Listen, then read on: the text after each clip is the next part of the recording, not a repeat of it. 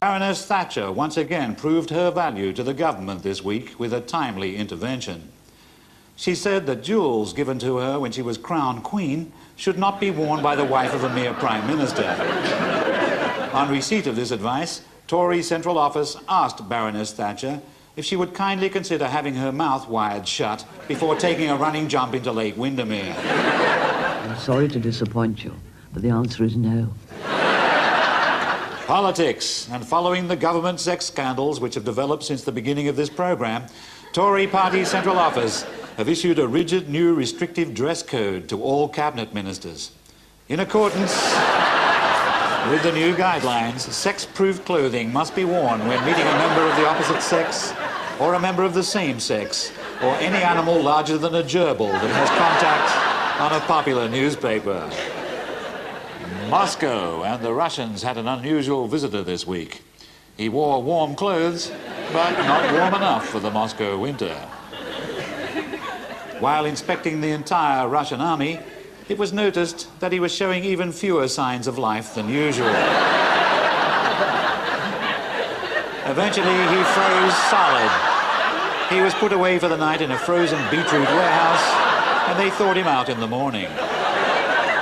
Unfortunately, his top half thawed out faster than his bottom half, and when Mr. Yeltsin proposed a toast to the undying friendship between Russia and Britain, he was unable to rise to the occasion. A small puddle formed at his feet.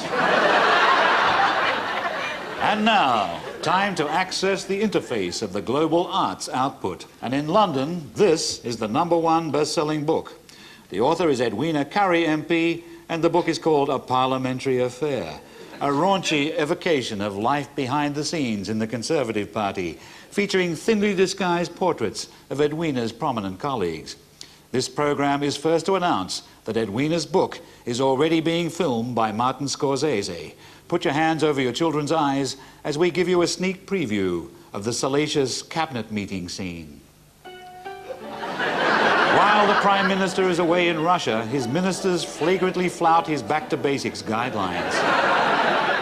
Edwina Currie says this character is not based on herself, but those who have seen Edwina dance semi-naked at wild parties say the resemblance is remarkable. The Chancellor of the Exchequer takes power while being showered with potato crisps. The Minister of Health pleads with the Chancellor for more money with which to close down hospitals. He pretends to consider her proposals, but insists that if he is to meet her desires, she will have to meet his. She spurns him and goes to a cruel fate at the hands of Justin Fashanu and a friend.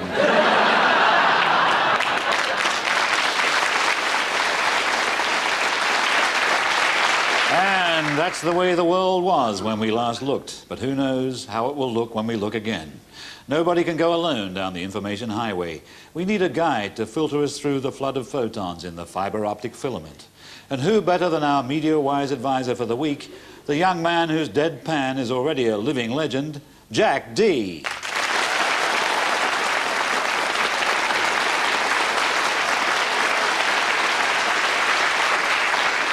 Well, Jack, it's the end of another week of sexual hanky-panky for the Tories. Did that sort of scandal shock you?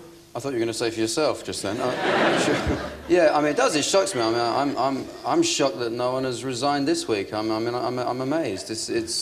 What is really sad about it, I feel, about all this, is that, you know, we used to be world leaders in this country. You know, our ministers were respected all around the world, and now we're just known for having politicians who once in a while come out with a new way of masturbating. You know? I mean, it's kind of live and learn, isn't it, with the Tory party? You know, call me naive. I used to think the Orange Brigade was something to do with Northern Ireland. You know,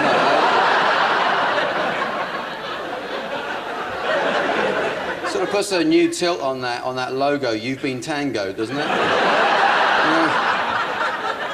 I don't know, but I think, you know, it is, and these, I'm a bit sick of these ministers and MPs that you've never heard of until they get caught screwing someone. This is the thing. And so they only get known for their scandals. So at the next election, when they have the returning officer and he's calling out the votes and the results, instead of David Dimbleby intercepting with the party they're from, they'll have to say what scandal they're known for. And that's, so it'll be like, you know, Tim Yo, shagger.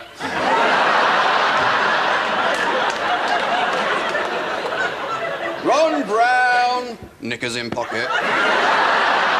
Because that's all we know them for. That's all we know them for. Party political broadcasts. They're going to be different, aren't they? It's going to be, hello, my name's Hartley Booth, and I want you to know you can trust me. My wife can't, but you can. Well, what about this girl Emily Barr, who was Hartley Booth's downfall? What do you think of her? Well, I think she's great. She's a girl of the 90s, and a woman of the 90s, I should say. And I think that's fine. She's actually not. She's going out with a student now, which must have taken some adjustment, wasn't it? From going out with someone who brings you chocolates and flowers to someone who occasionally comes home with a traffic cone. You know what I mean? But no, she's recorded. She's recorded in the paper as saying that she keeps a condom on her bedside table. And I had no idea they stretched that big.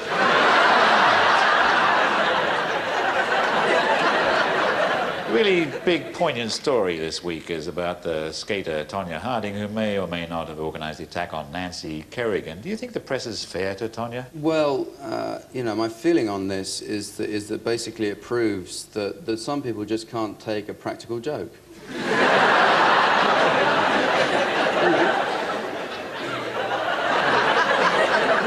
was a laugh. You know, I mean, Tonya denies it, and we don't know. But I should imagine if I was her, I'd have thought, well, this whole thing is getting very serious. You know, let's lighten it all up. You know, I know. I'll send the lads round to kneecap Nancy. But Tonya has turned to religion. Do you think that's a good idea? She has. Apparently, she's turned to religion. She says that Christ can save her, or if he doesn't, he'll regret it, presumably.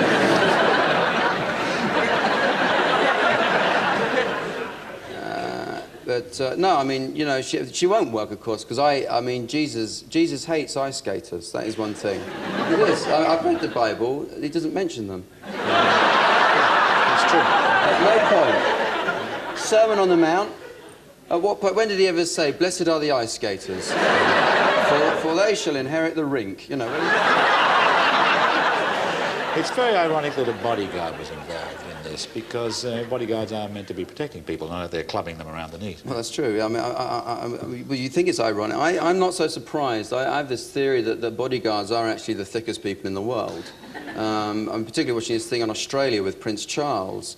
Because, you know, let's face it, if someone came at your boss with a gun, right, would you get in his way?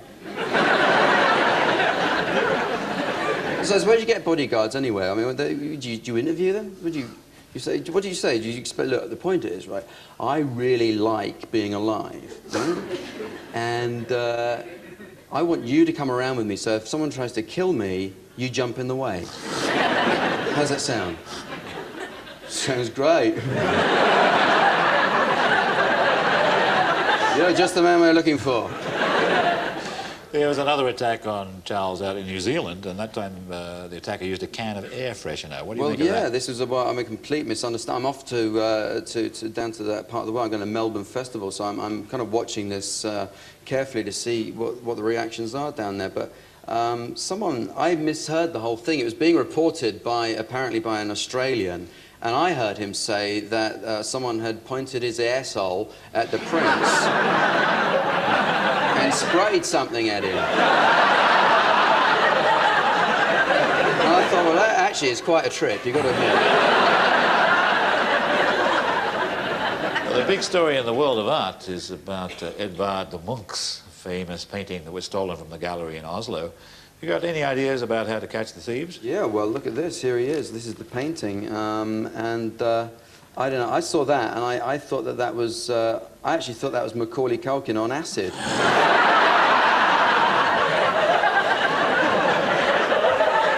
For a minute. But, I mean, who would want to steal that anyway? It'd be such a depressing painting to have in your house, wouldn't it?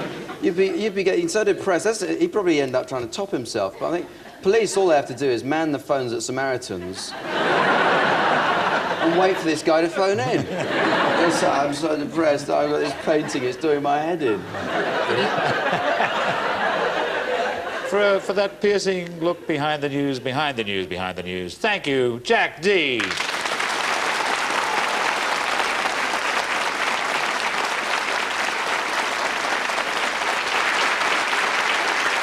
Nowhere is the information highway more crowded than in Hollywood. It takes an expert to sort out all the dazzling information about the stars. And no commentator is more tuned in to tomorrow than Linda Tallen. She's at every charity event to interview all the stars. Some big, some not so big. Some current, some not so current. Some obscure, some very obscure. But all of them love Linda. It all happens on her own cable TV show. And this is just a sample of the excitement that is Linda Tallen. I'm Linda Tallen, along with your host, David Paul Kane, coming to you live from the lobby of the Beverly Hilton Hotel, where tonight we are paying homage to the American Cinema Awards, who are honoring great legendary people such as Frank Sinatra for his distinguished lifetime service in the entertainment and film industry. Also, Whoopi Goldberg will receive the Distinguished Award for her achievement. Linda has a wonderful microphone technique. She's particularly good at holding on to the microphone when someone else wants it. It looks like it's going to be an exciting evening. Lots of stars, lots of celebrities, and just stay tuned. Don't go away. You're going to have an enjoyable evening. Annie, tell us what tonight means to you. Well, I tell you, it's very nostalgic. Linda is professional to the tips of her eyelashes and always checks up to make sure that the cameraman hasn't gone home or fallen asleep on the job. For motion pictures, which they're giving the award for, I think it means a lot to the people that are getting this tribute. Yes, the Thalians President's Club is an auxiliary of Thalians. Tonight is a very special night. We're honoring Dr. Owen Lehoff. Carol, how do you think Uncle Milty endures? I think that he's up with the times. I think he has the greatest sense of humor. And Ruta Lee never turns down any charity. She is so generous in her time. And Linda is great with the wives, who must be flattered that she seems so interested in meeting their husbands. You really, truly are so wonderful. And where's that handsome husband? You look wonderful, wonderful. How do we get your husband over here now? Jane, you are the best. Thank you, sweetheart. And you look simply magnificent. Oh, thank you. You do, too. I wish you could get your husband over here. I don't know where your handsome husband went to. Well, you said we're here to wish Milton a happy birthday. I'm also here to eat, drink, and make merry. Whoever she is. Uh-oh. He has such a wonderful sense of humor. Keep us up to date on what's going on in your life. On my life?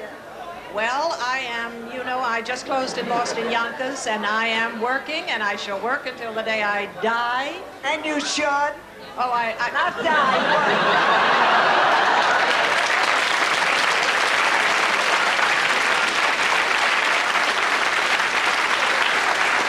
Yes, everyone in Hollywood loves Linda Tallen. It's kind of compulsory, really.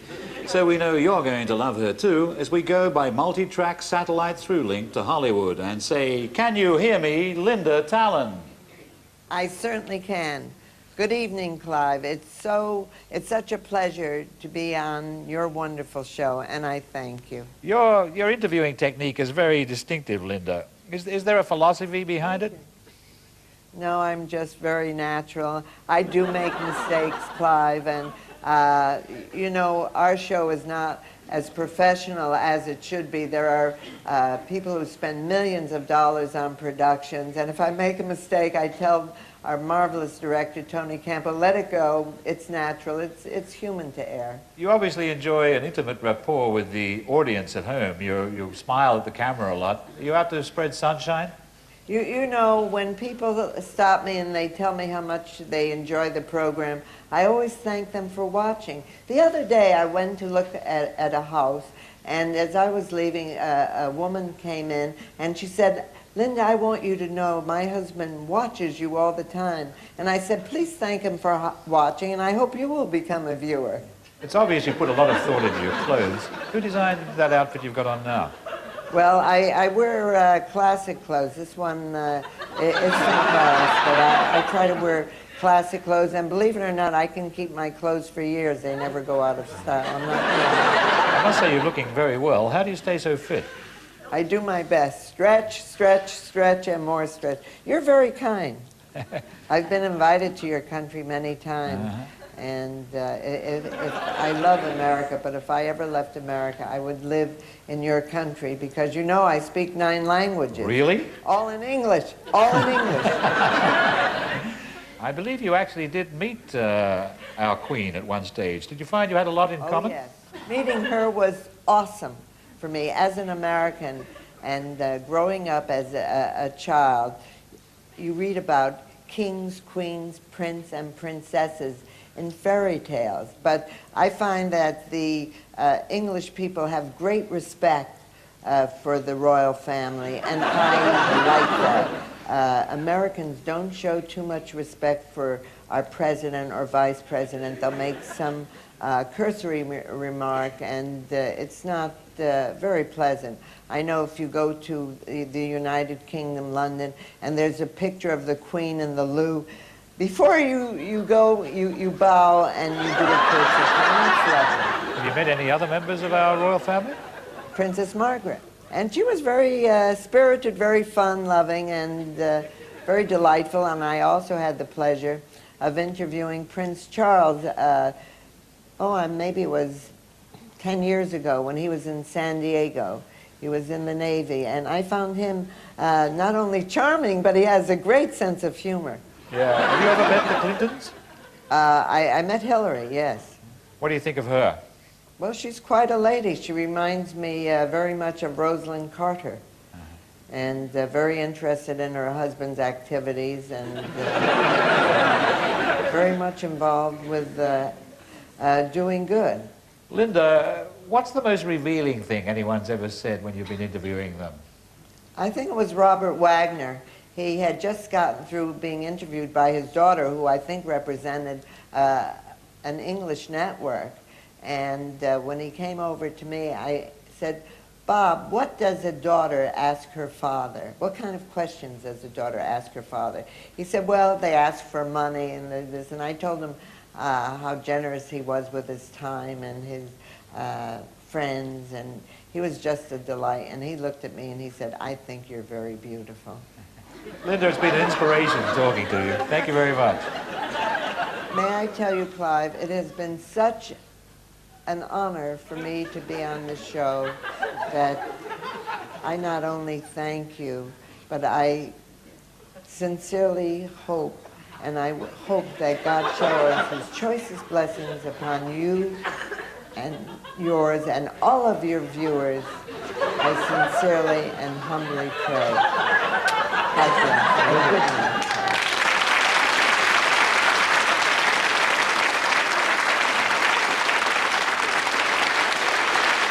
And now we upgrade our overview of non-factual TV product from the developing world.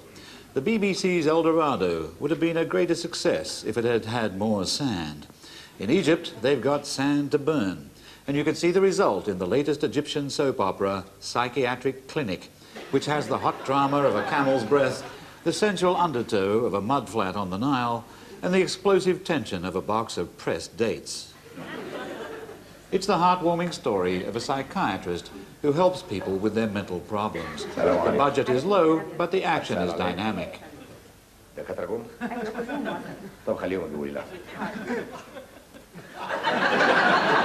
The English subtitles are provided by Egyptian television in the justified belief that the show will be an international success.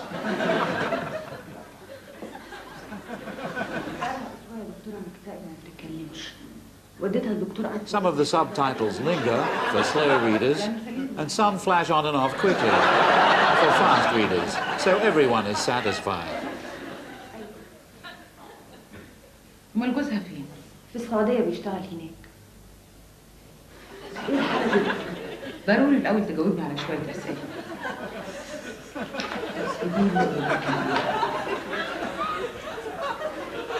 هي عندها كام سنة؟ 25. This patient has been rendered speechless by the trauma of her relationship. Or perhaps she read the script. So she writes what she has to say on a pad. حاسة بضيق وزهق ووحدة. طب ليه ما بتتكلميش وتعبري عن نفسك بلسانك؟ Still so preoccupied with her feelings that she fails to notice the cameraman and the cello player under the table, she writes on another pad. حاسة إن لساني تقيل ومش قادرة أتكلم. هسافر ولا هتضرب؟ Since we never see her sister give the pad back to her, we assume this must be yet another pad, which raises the question, how many pads are there in Egypt? في الأول كنت موافقة عشان أحسن مستواي، لكن بعد كده ابتديت أتضايق من بعده عني. أنتِ بتشتغلي؟ The supply of pads is still holding up, even though the cello player has died of boredom. في الأول قال لي لما استقر أبعتلك، وبعد كده ابتدى يتحجج بإن أنا مش هقدر أستحمل الغربة وبعدي عن أهلي، وعلى طول كنا بنتفسحوا سوا. لا بالعكس. في أي حاجة قلقاكي في علاقتك بيه؟ صراحة حتى لو كانت حاجة بسيطة.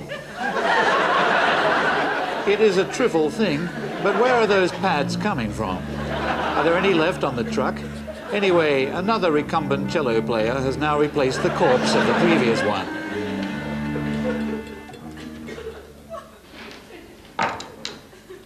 حسيت في الأجازة الأخرانية ديت إن أنا خايفة، بس من إيه بالظبط مش عارفة.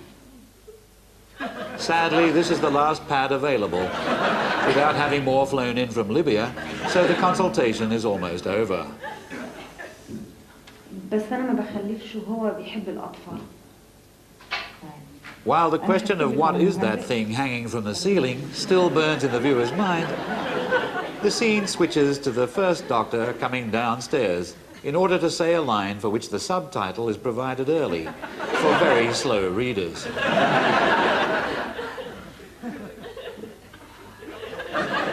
Very early for very, very slow readers.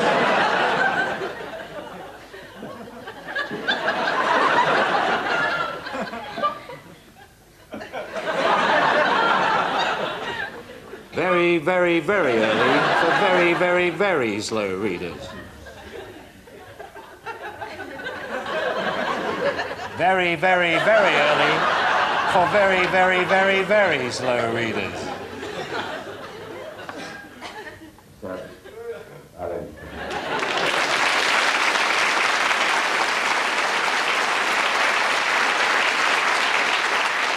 It's no trivial thing. It's the greatest soap opera in the whole world. And now, down the information highway comes a true phenomenon of the clued-up, plugged-in, switched-on era. Tom Hanks is clever, gifted, and handsome. In his hit film Big, he played a clever, gifted, and handsome boy in a man's body, and he brought the house down. He was an even bigger hit with the worldwide female audience in Sleepless in Seattle, playing someone clever, gifted, and handsome. In Philadelphia, he's on his way to an Oscar, playing a man dying of AIDS, and he's still clever, gifted, and handsome. Can he be real? We can find out, because he's here. Tom Hanks.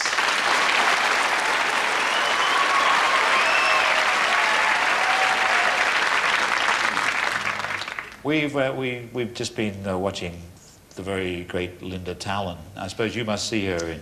Well, now, my Landy. Yes, Linda is a legend in... No, Linda... Now, I'm sure she's a very sweet lady. But you must understand this. In the United States, we have, I think, now 200 television channels on each one of our sets because of cable and the information superhighway. And so you never see any show for more than about 7 seconds, and it's just like this, 200 times. Let's see, there's the House of Representatives, there's Baywatch, there's Linda Tallen, there's C-SPAN, and so you just keep blowing on through. So I've seen her now and again. I think I might have seen even that interview with Cesar Romero that you showed a bit of a clip on. But no, she's always in some lobby of some hotel somewhere telling somebody they're gorgeous. And talented. You may have seen her actually in the actual, shall I say, flesh, because she must be a neighbor of yours. Do you run into her at parties? Well, you know, if you do see her, yeah, you can see her shopping down at the Brentwood Country Mart every now and again, and she's always dressed in a formal, and she has that microphone. And you're always, when she spots you and she's on her way, you know, her hair sort of, you know, you can see her hair kind of emerge from the crowd. And her diamonds are glistening off of the, you know, oh, Linda Tallen must be here, honey, because I'm blind. And you always just hope that she's going to be kind and tell you look wonderful. Well, it's not just Linda who gets to hobnob with the rich and powerful, is it? I hear you've been to stay with the Clintons. Yeah. I was very lucky to have been invited to spend the evening at the White House just last November. And I would have gone no matter who was, you know, president, because I want to get some shower caps and bath soaps and, you know, I made a joke that, of course, I took home, and I brought an extra suitcase so I could take home soaps and silverware and dishes and ashtrays, but that's not true. That was a joke. People got mad at me because I was making jokes about the American taxpayer's expense. But in fact, all I took was a couple of sheets of stationery, and an armoire. And they didn't say boo, and my taxpayers paid for that, and my tax money paid for it just as much as anybody else, so I was entitled to it. What happened? You have a guest room and all? Well, we stayed in the Queen's room. You and your wife? The Queen's bedroom, myself and my wife. My wife took a bath in the same bathtub that Winston Churchill spent an awful lot of time, which thrilled her to no end. He was a very big guy. There was room at the sides. It was a huge bathtub, yes it was. And to spend the night there you don't get much sleep, especially if you're with your wife in the White House. You try to see if you can,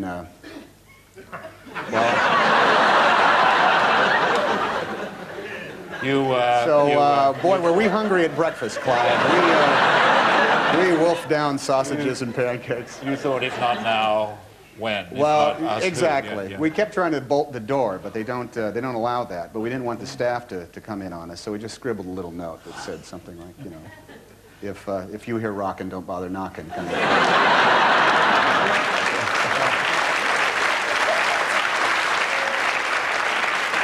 And you know, my wife is so pleased now that all of the UK is going to know that. I thought we handled it very discreetly. People feel they have a right to know. It's just between us here in the studio. Yeah. Well, yeah, here's a chance to talk about a much more serious subject. That's John Major. You know who I'm talking about here. We know who John Major is. We just are not sure what he does.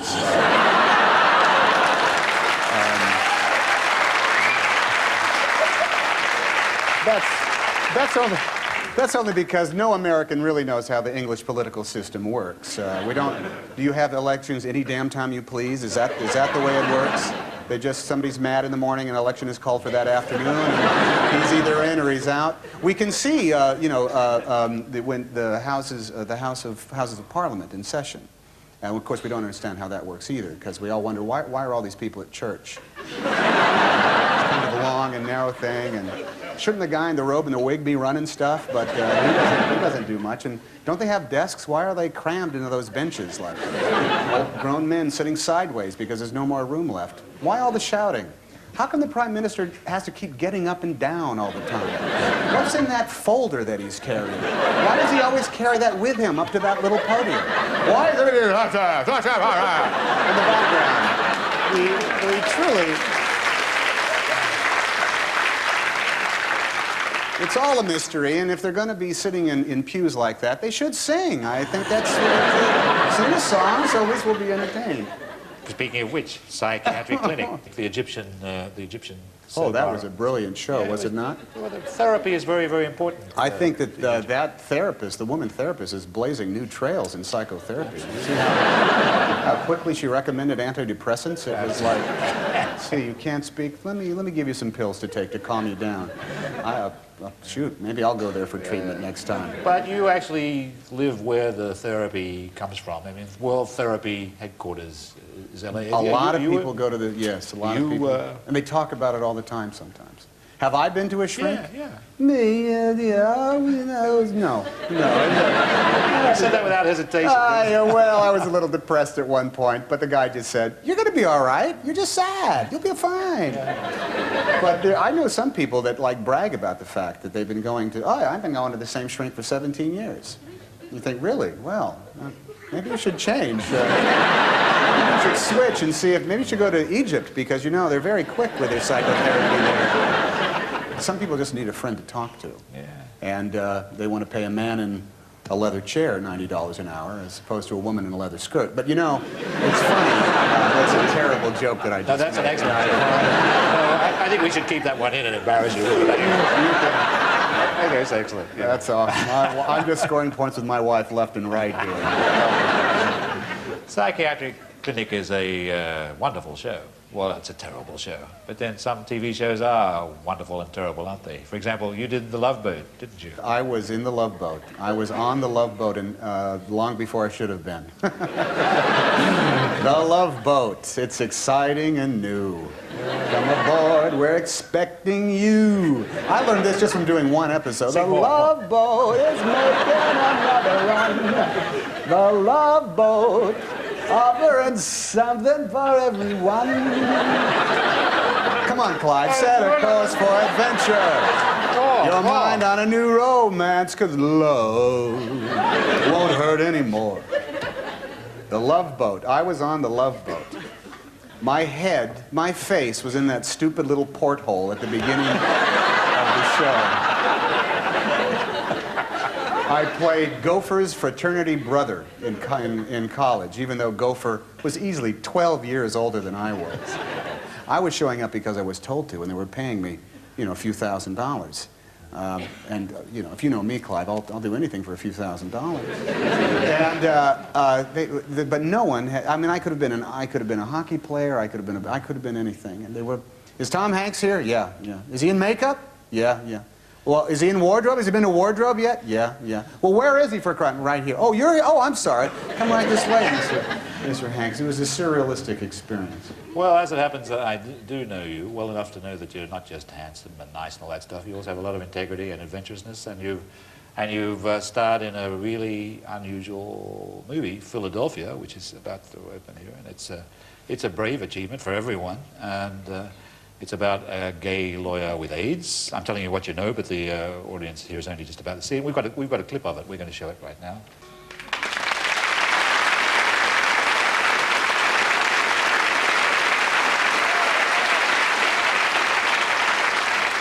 You might think this is a rude question. I know why. It's a rude question. You think maybe they wanted you for the role because you've got the kind of charm that can make really what is really a tough portrayal, a tough role, acceptable to the people who are going to buy tickets.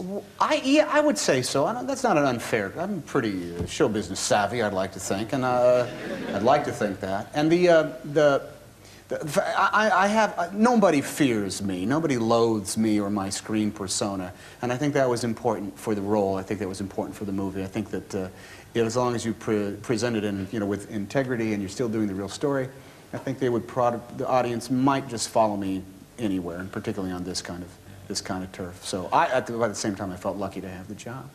But you probably weren't out after the Oscar specifically, but it looks like you're going to get it. You're heavily favored to win the Oscar for Philadelphia. And what does that do to you? Oh, it's a great treat to be considered that way, but it's who knows. I've been now to the Academy Awards, I think, 4 times, and once I was nominated. It was very exciting. And it is a combination of the Super Bowl and the World Cup and the NBA champions. It's one night where... You've been there at that moment where they say, so-and-so is nominated, so-and-so is nominated, Tom Hanks is nominated, and the 4 of you, you're there, and they're on your face, right? Yeah. Our heads are in those little boxes scattered around the thing, yeah. It's a horrifying, horrifying moment. So what expression do you put on your face? Well, you don't even know when they announce the name, because all you're thinking is, please, please, God, don't have me do something stupid that will be seen, that will haunt me for the rest of my career. Don't make me spit blood now. Don't make me chew my lip because I'm so nervous that it puffs up and swells. Don't make me slap my head in anger when they announce somebody else's name. Which happens. Don't do this.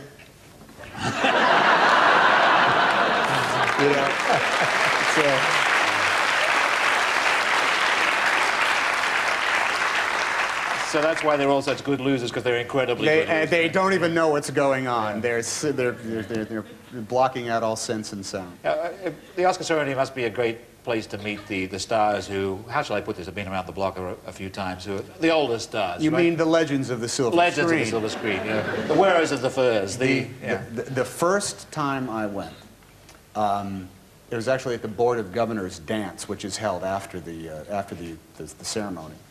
We were all assigned tables, and we were out, and I came back, and I found Betty Davis was sitting in my wife's seat at the table. Betty Davis was there. Betty Davis was in my wife's seat. And Arlene Dahl, no kidding, Arlene Dahl said to me, "Oh, I can't believe it. Betty Davis is in your wife's seat. Kick her out. Kick Betty Davis out of the seat. She'll love it. She'll love it." And so I went over to Betty Davis and I said, "Excuse me, Miss Davis, my name is Tom Hanks, and you are sitting in my girlfriend's seat, but if anybody can take that seat, it's you." And she said to me, "Huh?"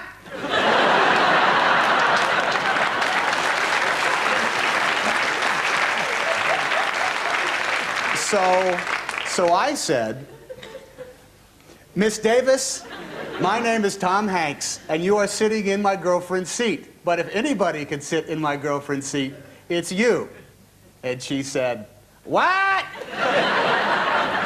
And so I said, "Miss Davis, my name is Tom Hanks, and you are sitting in my girlfriend's seat, but if anybody can sit in my seat, it's you." And she said, "I can't hear a word you're saying." And that was my brush with Betty Davis. I hate to stop, but we have to. It's been a pleasure. Tom Hanks, thank you very much. Thank you.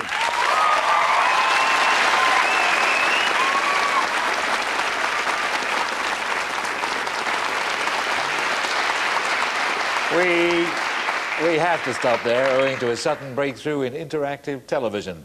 The sensational Tom Hanks-type sex appeal of Tory ministers has made them objects of fascination to women throughout the world. We suggest no impropriety, of course, but a Cuban woman in New York has never forgotten the day she met John Major. And thanks to the information highway, we too can share in the outpourings of her heart as she fondly remembers his smack of firm leadership. We go now by fiber optic satellite interface to New York to thrill to the back-to-basics voice of Margarita Prakatan. So it's adios, and take it away, Margarita.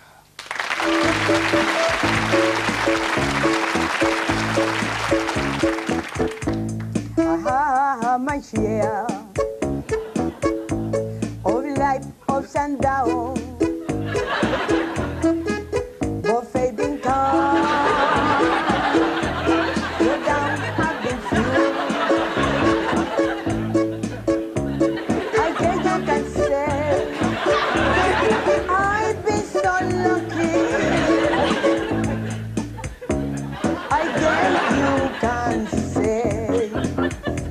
Because